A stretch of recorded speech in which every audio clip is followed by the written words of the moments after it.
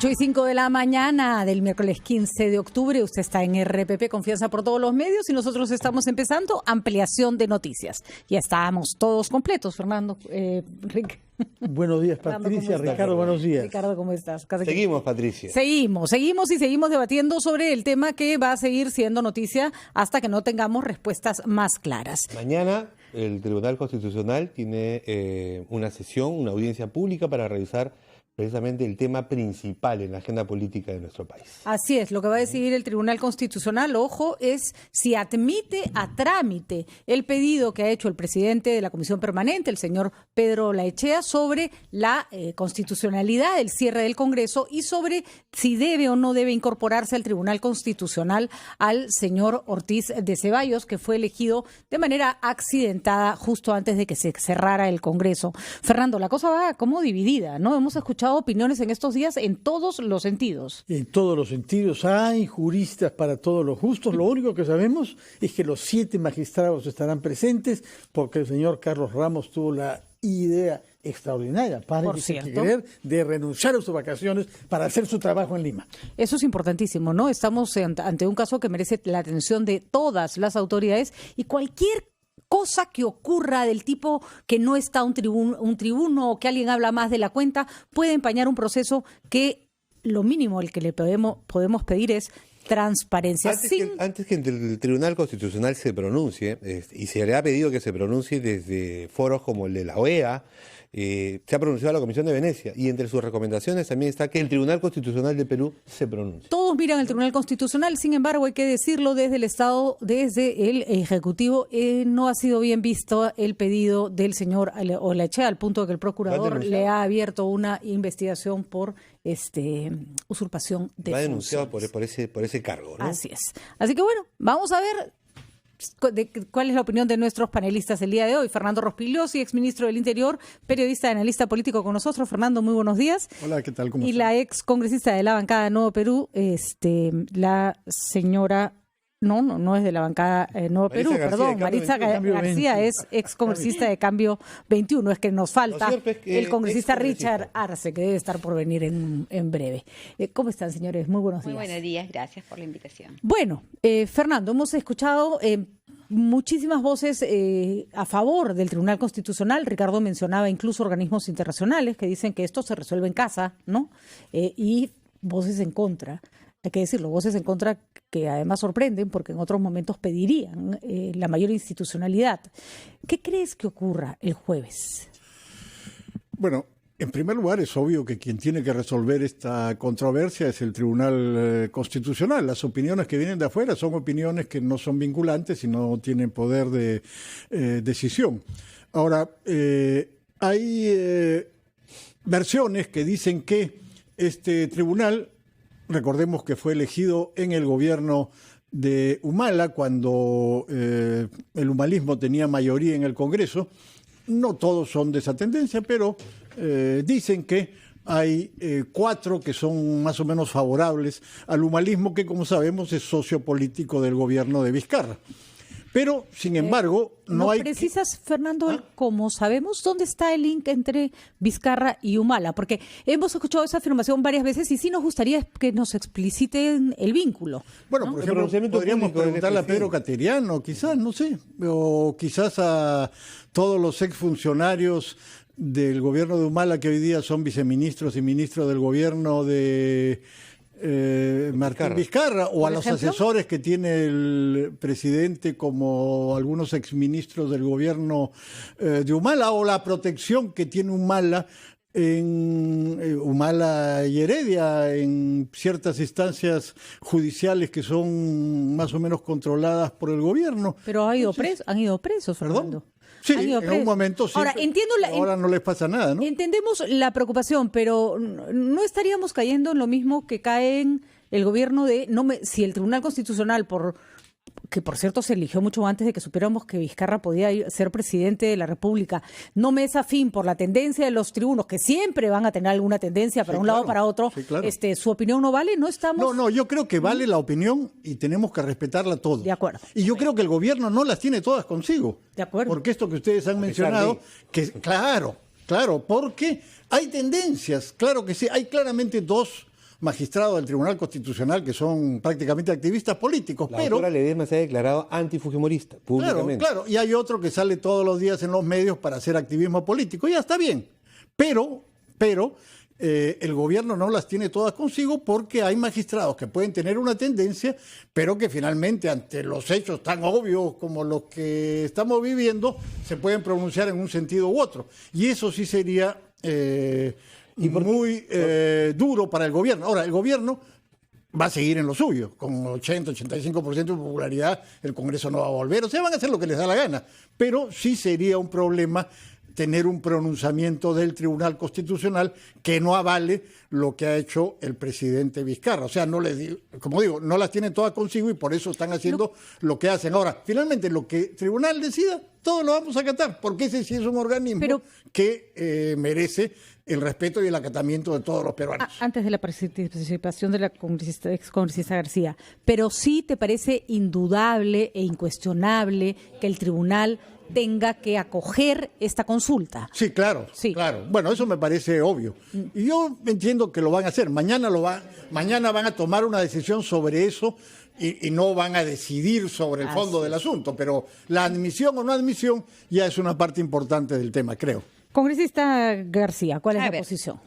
Yo creo que el nexo político entre el humanismo y el gobierno del presidente Vizcarra se vio reflejado en las elecciones, cuando en último momento el presidente Vizcarra dio la orden de inamovilidad para que la Policía Nacional, la Policía Nacional no pueda concurrir a las urnas y votar. Entonces se dice que esto se hizo como una medida de trampa para evitar que la Policía Nacional, que estaba identificada con el fujimorismo, pueda emitir su voto. Entonces, por escasa margen de votación es que perdió. Pero luego, si bien es cierto, Nadine Heredia ha estado privada de su libertad, pero ahora no hay un impedimento ni siquiera de salida del país, pese a los graves hechos de corrupción que se evidencian, ¿no? No, impedimento de salida del país sí tienen. No, acaban de pronunciarse que le han dejado sin efecto y ella puede salir del país. Acaban de dejar sin efecto, de acuerdo. Parece que no está de acuerdo usted, Fernando Rospigliosi, con esa versión, ¿no? Vi que movía la cabeza.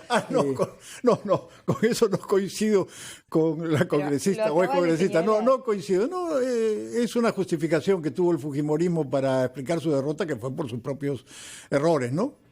Pero bueno. Pudiera ser, pero lo cierto es que la orden de inmovilidad se dio en último momento y que ahora, cuando aparentemente el gobierno tiene todo el poder, y que es lamentable de varias instituciones del Estado, se le restituye a la señora Nadine Heredia, pese a la gravedad de los hechos, la prohibición de impedimento de salida del país. Entonces, ¿cuál es la lucha contra la corrupción? ¿O estamos luchando contra la corrupción o estamos luchando a medias? ¿Y usted cree que lo que se le ha atribuido, o sea, las medidas que se han tomado para Nadine Heredia están siendo dictadas por el Ejecutivo? Yo creo que hay cierta injerencia. Me deja muchísima duda el pronunciamiento de una magistrada como la señora Ledesma, que tiró la piedra. Ella señaló públicamente que había sido aparentemente inducida a dirimir un voto. Sin embargo, no ha señalado el nombre hasta ahora de la persona que le habría pedido el favor. Entonces, claro, está judicializado ya. Sí, obviamente, pero no ha denunciado hasta ahora públicamente el nombre, porque cuando uno hace una denuncia, por lo menos tiene que tener el indicio razonable de decir de qué partido me incitaron. Hay más que una coincidencia con el humanismo, que a mí me cuesta todavía encontrarla porque ya no sé ni siquiera qué cosa es el humanismo, si tal cosa existe. El movimiento. Sí hay una coincidencia, por lo pronto, muy clara con la izquierda. No sé si hay una alianza, pero una coincidencia que creo se basa básicamente en el antifujimorismo. Es decir, a la hora que tienes un enemigo común, termina siendo parte del mismo grupo. Aliados para poder contrarrestar la fuerza política. La pregunta que vamos a hacer dentro de un momento es si es que ese antifujimorismo que puede estar presente en ambos grupos puede influir en la decisión de otros poderes del Estado que tienen que dirimir en este momento. Vamos rapidito una pausa. Vamos a preguntar al congresista Richard Arce de Nuevo Perú, de la izquierda, que ya viene, es luego de la pausa.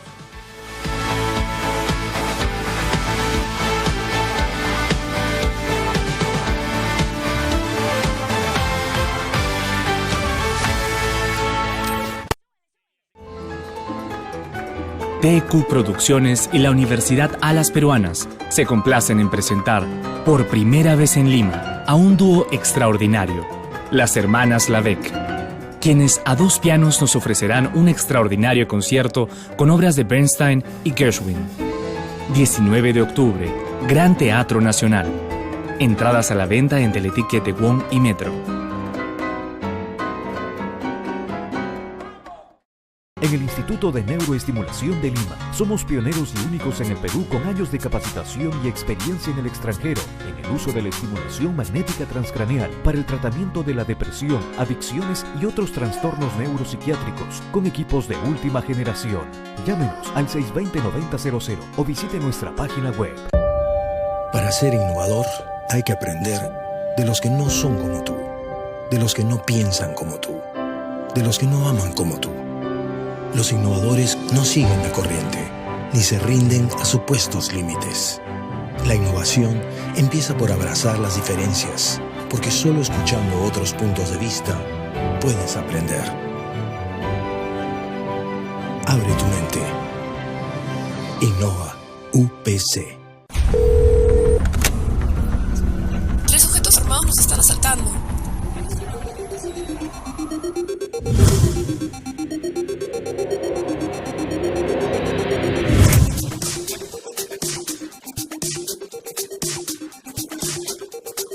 Cuando estés lejos de sentirte seguro, contacta al Rotafono, la línea de ayuda más efectiva. Llámanos al 438-8008. Contáctanos a nuestro WhatsApp 951-431-013 o encuéntranos en Facebook y Twitter usando el hashtag Rotafono.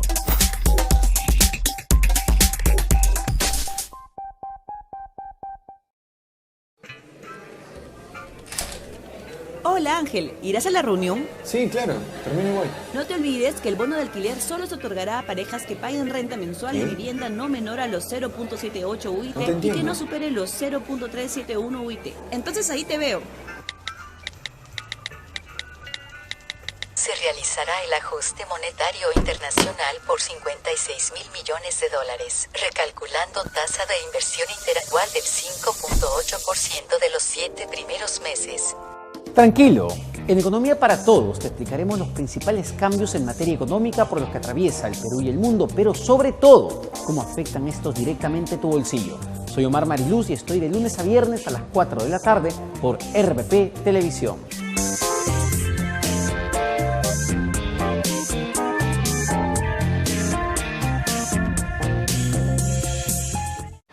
Todos los peruanos que tengan los apellidos que figuran en una lista de la Embajada de España accederán a la nacionalidad española inmediatamente. Hay mentiras disfrazadas de noticia. Fíjate en la información, pero también en quién te la da. Felizmente existe RPP. Confianza por todos los medios. El día transcurre demasiado rápido.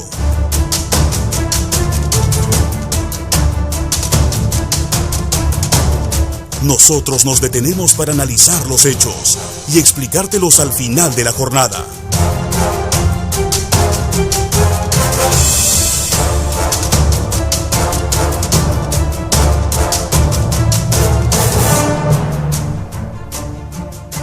Brindándote información en la que puedas confiar.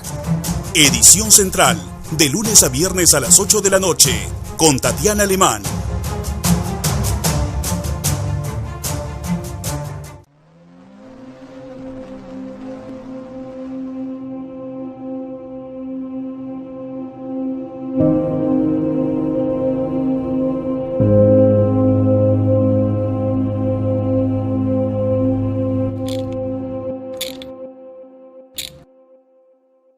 ¿Y ahora qué hago?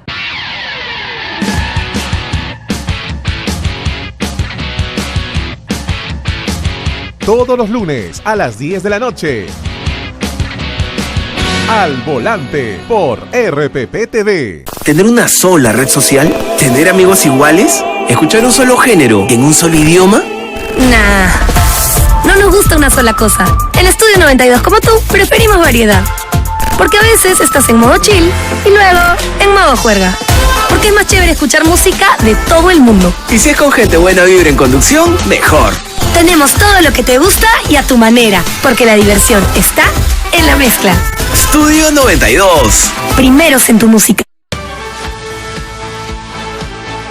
Fernando Rospigliosi, la excongresista Maritza García y el excongresista Richard Arce. El tema de conversación es lo que puede o no suceder con la demanda interpuesta por Pedro Laechea ante el Tribunal Constitucional para ver si consideran constitucional o no el cierre del Congreso y para ver si se admite al señor Ortiz de Ceballos de una vez en el Tribunal Constitucional. Esos son los dos puntos sobre los que hay que dejar claro, señores. No es que mañana vamos a tener una respuesta. La gente cree que mañana van a decir sí o no. No, mañana lo único que van a decir es vamos a ver o no vamos a ver. Si se declaran competentes para revisar el tema o no, además de otros dos casos más. La incorporación de Gonzalo Ortiz de Ceballos como miembro del Tribunal Constitucional. Ya lo mencionamos. Y el caso... Y la medida cautelar. La cautelar de Keiko Fujimori. O sea, 3 casos realmente complicadísimos. Que tampoco se resuelve mañana, sino el presidente del tribunal, que es el doctor Blume, que es el ponente del caso, va a entregarle encriptado su ponencia, su postura sobre el caso a los demás miembros del Tribunal Constitucional. Lo hace encriptado porque todo se filtra, pues. Ya no sabe cómo hacer para evitar que lo que deberíamos a estas alturas del partido es olvidarnos de que existe información privada. Ya todo debería ser público. Ya, ¿no? Es terrible, ¿no? Yo mi teléfono lo tengo desbloqueado, pero porque sé que además así lo tuviera bloqueado, lo hackean. Todo se hackea, todo se sabe. Entonces ya hay que asumir que la información privada... No, pero eso es un delito y no podemos acostumbrarnos a vivir con que permanentemente nos hackeen desde el Estado. ¿Por qué del Estado los que tienen los aparatos? Te veo un poco asustado, Ricardo, pero no importa. Vamos con el señor Richard Arce para que nos cuente. No normalicemos eso, por favor. No estoy normalizando, Ricardo, no me estás entendiendo, pero no importa. Estado, porque el presidente Kuczynski cayó por algo de ese tipo hecho contra el jefe de Estado. Claro. O sea, no solamente desde el Estado. Desde el Estado. Todo. En fin. Bueno, está con nosotros el congresista Richard Arce, y se le había dicho, estaba escuchando, congresista usted, ¿no? Que hay esa alianza, lo decía Marisa García, entre el vizcarrismo, es decir, el presidente que está en el poder, y la izquierda, porque tienen un común enemigo, el fujimorismo. ¿Es así? Yo no haría ese análisis porque hay que ser muy responsable en este aspecto. Hay vivía una situación bien compleja en el Congreso de la República, con posiciones obstruccionistas al desarrollo del país, pero sobre todo en la lucha contra la corrupción. Los casos emblemáticos de la Subcomisión de Acusaciones Constitucionales y después en la permanente, donde se blindó a presuntos funcionarios, altos funcionarios vinculados a una presunta organización criminal como los Cuellos Blancos del Puerto, creo que fue la gota que derramó el vaso. En ese escenario nosotros veíamos insostenible que el Congreso siga funcionando. La alternativa fue el adelanto de las elecciones y se presentó todas las posibilidades para que se pueda discutir y fíjate, se solicitó hasta la información de la Comisión de Venecia y simplemente esa semana, sin ni siquiera tener el reporte de la Comisión de Venecia, que era la estrategia de dilación, se tomó la decisión de mandar al archivo. Pero la Comisión de Venecia, congresista, si me permite, pero la Comisión de Venecia, la que usted invoca para esa figura del adelanto de elecciones, en este comunicado, en este pronunciamiento que ha hecho público, dice que una cuestión tan delicada como la reforma de una Constitución no se puede ver tan rápidamente y es inusual además que se plantee junto con una cuestión de confianza, ligada a una cuestión de confianza. Pero no es una posición... vinculante, sí, pues. Por un lado vinculante, pero tampoco esa afirmación de inusual es poco común, podríamos hacer la interpretación, claro. Pero que se puede dar. Inclusive habla de la amplitud de la cuestión de confianza respecto a lo que establece la Constitución, respecto a poder ver temas de proyectos de ley, pero también políticas de Estado, y acá hay una política de Estado clara, que es la lucha contra la corrupción. Y además la propia respuesta que ha tenido de parte de la población con la aceptación explícita a esta disolución del Congreso, que el propio Congreso, en su necedad, en su soberbia, nos llevó a esta circunstancia. Yo recuerdo bien la imagen cuando se pretendió imponer la elección del miembro del Tribunal Constitucional, a 2 miembros del Tribunal Constitucional. Nosotros nos pusimos al frente y yo me acerqué a Pedro Laechea para exhortarle que sea responsable y lo que estaba haciendo iba a significar un impacto en nuestro país. Su soberbia y sobre todo, tal vez, intenciones subrepticias al querer poner a una persona allegada a sus intereses en el Tribunal Constitucional hizo que decantara en esta decisión de la disolución del Congreso de la República. Seamos objetivos. En este momento el Congreso está disuelto. Fernando, y estamos a puertas de una elección de un nuevo Parlamento. Comparto una sola cosa de lo que dice Richard Arce, que es que fue una torpeza política no aceptar el adelanto de elecciones. Creo que ese era el menor de los males y que no estaríamos en esta crisis si el Congreso no se hubiera puesto tan cerrado a esta posibilidad. Pero en lo que respecta, por ejemplo, a la elección de Gonzalo Ortiz de Ceballos, me parece que fue perfectamente legal y legítima, tuvo los votos necesarios, es un proceso que se había iniciado hace 10 meses, me parece, y la relación que tiene con Olaechea, en este caso me parece que no es un hecho que haya influido en lo absoluto, él no lo presentó, en fin. No es que él puso a su pariente ahí. Pero en fin. Pero bien poco elegantísimo, ¿no? O sea, bueno, sí, pero el hecho de si que... Marco Arana hubiera presentado a su primo hermano, no sé por qué, Fernando, pienso que no te hubiera parecido tan chévere. No, pero mira, eso fue antes que Pedro Olaechea tuviera un papel relevante en el Congreso. Sí, pero puso a votación primero a su primo, ¿no? Cuando había una lista larga, ¿no? Eso lo puso a votación porque los que estaban ahí en la comisión decidieron someter a votación solamente a 2, al señor Gonzalo Ortiz de Ceballos. Lo que ha dicho Pedro Olaechea, que la razón es que ellos sabían que es el que tenía más votación, como quedó confirmado porque el segundo, porque Palacio, no fue elegido. Se habían puesto de acuerdo los de la comisión en poner a estos 2. Pero en fin, yo creo que es legítimo que el Tribunal Constitucional debería admitirlo, pero ya veremos lo que decide el Tribunal Constitucional. Pero en todo caso hay motivos también para observarlo, ¿no? O sea, no es una elección ni limpia ni fácil, es una elección que también se ha dado en un ambiente controversial. Sí, pero yo creo que es absolutamente limpia, porque como digo, este proceso había iniciado hace 10 meses, cuando Olaechea no tenía poder en el Congreso. Pero Fernando, ¿tú sabías, por ejemplo, que el señor Ortiz de Ceballos había estado en, que por cierto no es pecado ni es el delito, había encabezado un intento de compra del diario El Comercio al que el presidente del Congreso ha declarado como en quiebra y como un diario adverso a lo que él hace? Ni idea tenía yo, por ¿Qué hubiera pasado si ese Yo no tenía idea de esto, pero esto no tiene nada que ver con la elección de Gonzalo Ortiz de Ceballos. Lo omite en su currículum vitae. Parte de las actividades económicas importantes como esa están silenciadas. Bueno, pero yo no sé si eso era parte de una actividad económica, el hecho de que estuviera gestionando algo que no se realizó. Ha dicho él mismo, Fernando Rospigliosi, diciendo que no lo reveló para proteger la privacidad de sus clientes. Bueno, obvio. Eso es obvio, ¿no? Cualquier abogado haría eso, pero... Lo que pasa, Fernando, es que el punto va a lo siguiente. No es un tema que sea un obstáculo para que una persona pueda ser elegido como pero miembro del Tribunal Constitucional. Si revisamos las carreras de los que están hoy día en el Tribunal Constitucional, muchos han trabajado en la actividad privada, otros han sido magistrados, y entonces, estuvo en la actividad privada, hizo tal cosa. Bueno, entonces no se podría elegir a nadie porque todo el mundo ha hecho algo a lo largo de su vida. Si hubiera hecho algo ilegal, pero te lo planteo desde el punto de vista. Los conflictos de intereses, si es que existen o no, son importantes para cualquier cargo público. Para eso, cargos públicos como los miembros del Tribunal Constitucional tienen que ser sometidos a un debate, a un escrutinio público, que la gente presente sus reparos, que se discuta, que se decida si es incompatible o no con la actividad que va a realizar.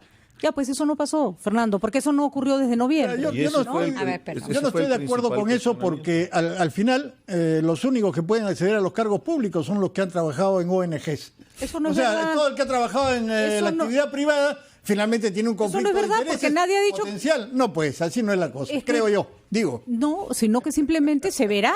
Uno, particularmente alguien que ha trabajado, tiene que decir, trabajé en tal lugar. Es más, existe la fórmula en que uno lo tiene que hacer. Luego se analiza si eso es conflicto de intereses o no. Incluso trabajar para una ONG te puede generar un conflicto de intereses para ciertos cargos públicos en el Estado.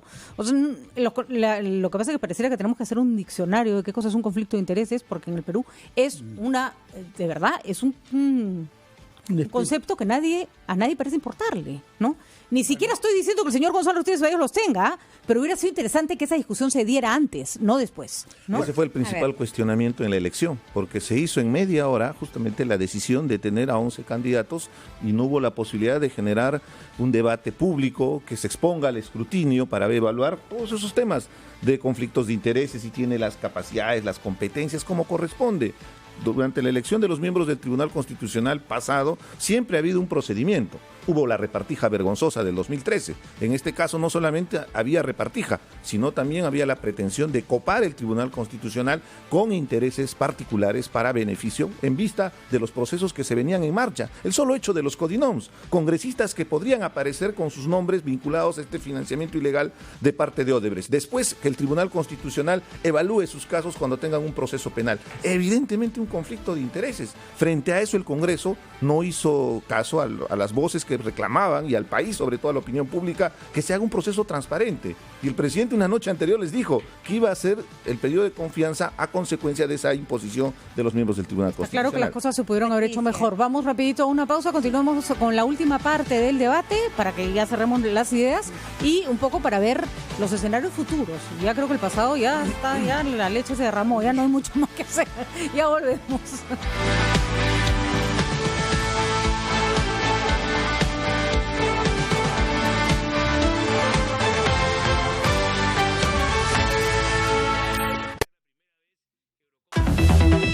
Los titulares llegan gracias a En Caja Arequipa. Sabemos por qué chambeas. Saca tu crédito al toque y aprovecha la campaña navideña. Recuerda, por tu familia todo. Caja Arequipa, impulsando tu bienestar.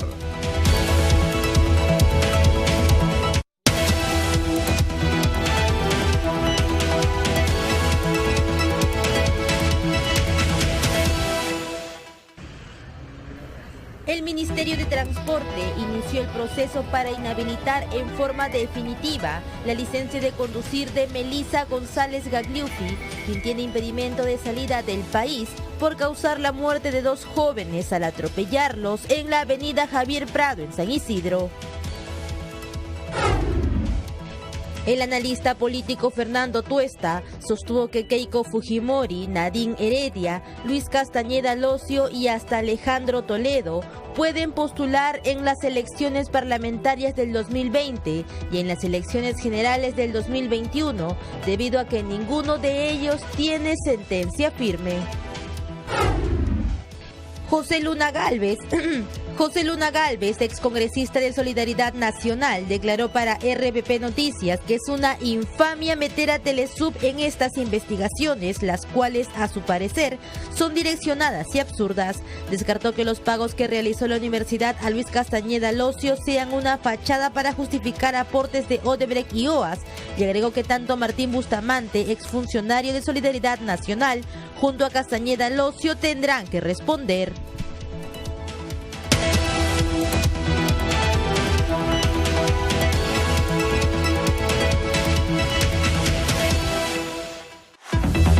Los titulares llegaron gracias a En Caja Arequipa. Sabemos por qué chambeas. Saca tu crédito al toque y aprovecha la campaña navideña. Recuerda, por tu familia todo.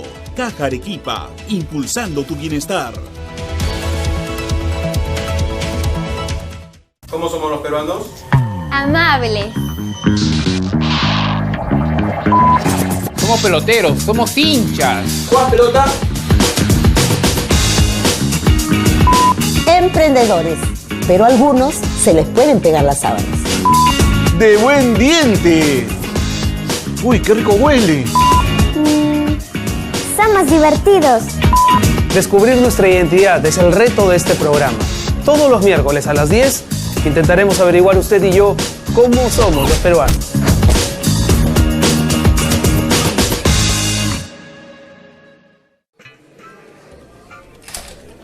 Hola Ángel, ¿irás a la reunión? Sí, claro, termino y voy. No te olvides que el bono de alquiler solo se otorgará a parejas que paguen renta mensual de vivienda no menor a los 0.78 UIT y que no supere los 0.371 UIT. Entonces ahí te veo.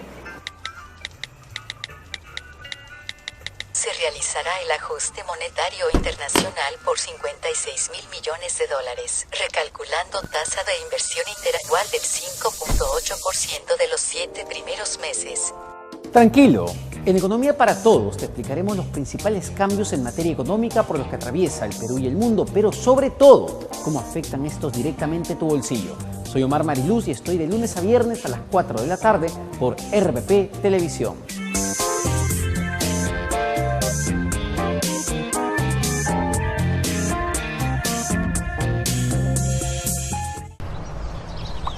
Radio Oxígeno.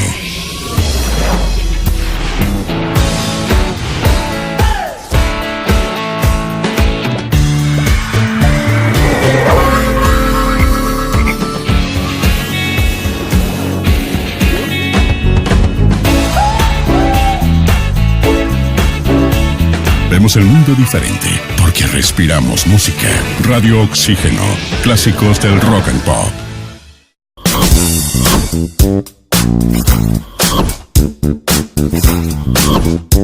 La tecnología nos abre un mundo de posibilidades. Entérate de todo en Newsleak.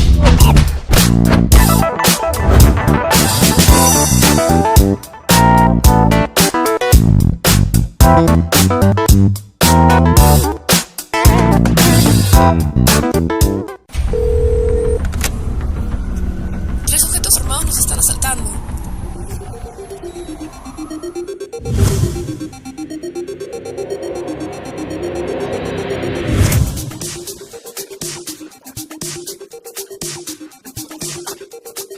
Cuando estés lejos de sentirte seguro, contacta al Rotafono, la línea de ayuda más efectiva.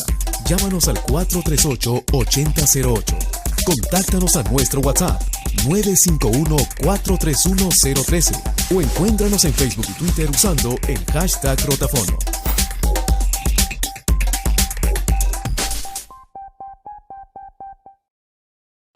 RPP, confianza por todos los medios.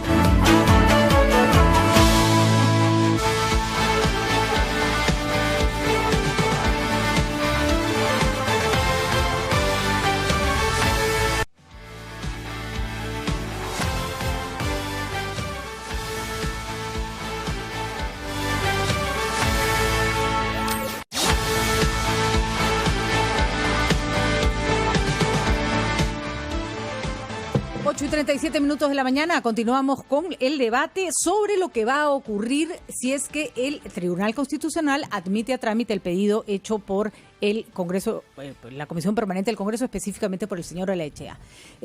Pronósticos sobre lo que va a pasar o debiera pasar, porque Fernando, tú decías el gobierno va a seguir haciendo lo que le da la gana. Lo cierto es que dar marcha atrás con respecto a lo ya iniciado tampoco es sencillo, por más que tenga razón el señor Olaechea, si es que así lo decidiera el Tribunal Constitucional. Y si así lo decía, va a ser muy, muy lejos ya de los tiempos, porque se ha establecido también, bueno, se ha planteado que el Tribunal Constitucional podría declarar fundado en parte, digamos, el reclamo del Congreso de Pedro Olaechea, es decir, sí, fue inconstitucional, pero ya no se puede en el terreno de los hechos retroceder, seguir adelante con las elecciones nada más. Bueno, yo creo que eso es posible. Eso es posible, o que haya una resolución lo suficientemente ambigua para criticar al gobierno, pero no dar marcha atrás.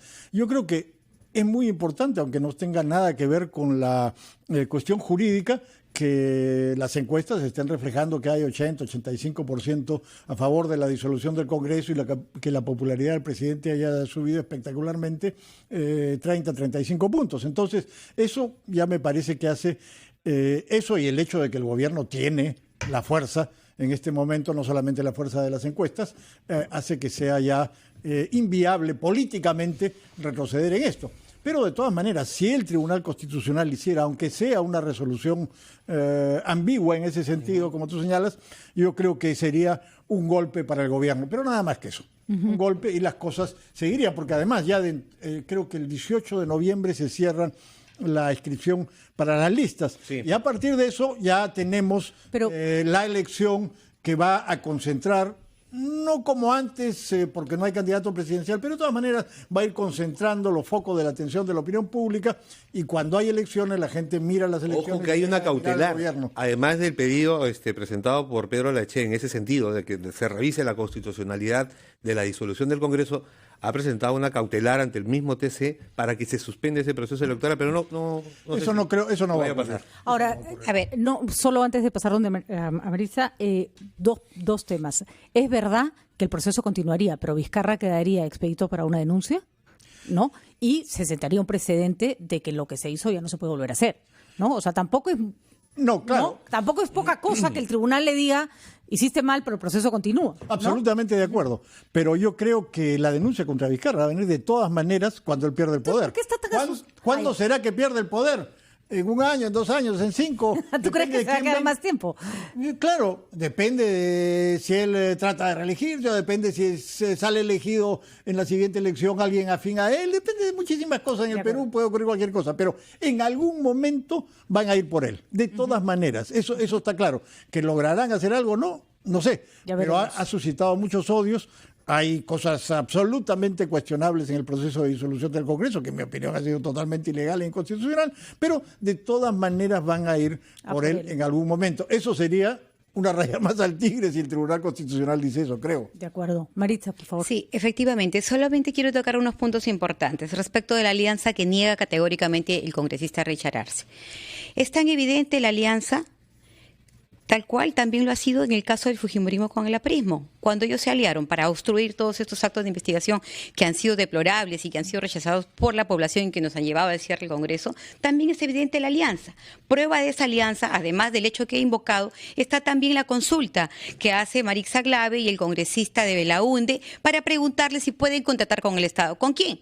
Con el aparato estatal que maneja el señor Vizcarra. Y en segundo lugar, respecto al tema del tribunal, de la elección del miembro del Tribunal Constitucional, tal cual lo dije en la oportunidad pasada, lamentablemente es un hecho que se dio dentro de un desarrollo legítimo porque todavía estábamos en funciones en el cargo y no se había disuelto el Congreso. Por eso yo ratifico que si este señor interpone una acción de amparo, le van a dar toda la razón. Ahora, respecto al tema de la violación que ha hecho el presidente de la República, sí tendrá que responder mañana. Y coincido perfectamente. Hay una violación evidente, Patricia, porque él se apresuró. Podemos completar la frase porque la palabra violación está demasiado estigmatizada. Violación a la Constitución. Gracias. Evidente porque él se adelantó y se apresuró. Si el presidente Vizcarra hubiera esperado la votación y él hubiera procedido luego de esa votación a cerrar el Congreso, a disolverlo, absolutamente legítimo. Pero esto que ha generado él es una duda razonable que tiene que resolver el Tribunal Constitucional porque el país necesita tener un precedente jurídico constitucional que nos permita dilucidar este conflicto para un futuro. Solo le recuerdo que mañana no nos vamos a enterar de eso. Solo vamos a saber si se acepta o no la demanda, porque no se ha creado mucha expectativa. Solo le pregunto una cosa. Cuando Cambio 21 apoya a el grupo de Pedro Pablo Kuczynski, lo apoya claramente para conseguir el indulto de Alberto Fujimori, ustedes también estaban formando parte de esa alianza entonces con el humanismo. A ver, en mi posición personal, lo vuelvo a reiterar, en mi posición personal yo participé en el último momento. No tuve conocimiento de cualquier conversación que Kenji Fujimori hubiera tenido como hijo con el expresidente Pedro Pablo Kuczynski. ¿Le parecía obvio desde que Humala no permitió que las Fuerzas Armadas participaran en las elecciones? Eso sí. Había una, entonces ustedes, o sea, yo con ganas y entusiasmo formaron parte de la alianza con el humanismo. Pero nosotros, puedo decir, yo no personalmente. Mis votos siempre son independientes. Yo no tengo ninguna alianza con el fujimorismo. Prueba de ello es No le pregunto con el fujimorismo, le pregunto con Vizcarra. Y con el gobierno de Pedro Pablo Kuczynski cuando Pedro Pablo Kuczynski era... Para mí me parecía que no deberíamos haber vacado al presidente Pedro Pablo Kuczynski de la forma como se hizo. Finalmente tuvo que renunciar. Yo no estaba de acuerdo con ese hecho, no lo estuve de acuerdo, mantengo mi posición firme. Entonces ahí era convicción y no alianza. No, una convicción, sí, gracias por la pregunta. Quisiera preguntar a Richard Arce, como ha dicho Patricia, pensando en el futuro, es decir, en las elecciones que incluso el señor Rospigliosi considera que son inevitables, pase lo que pase con el TC. ¿Qué va a hacer Nuevo Perú?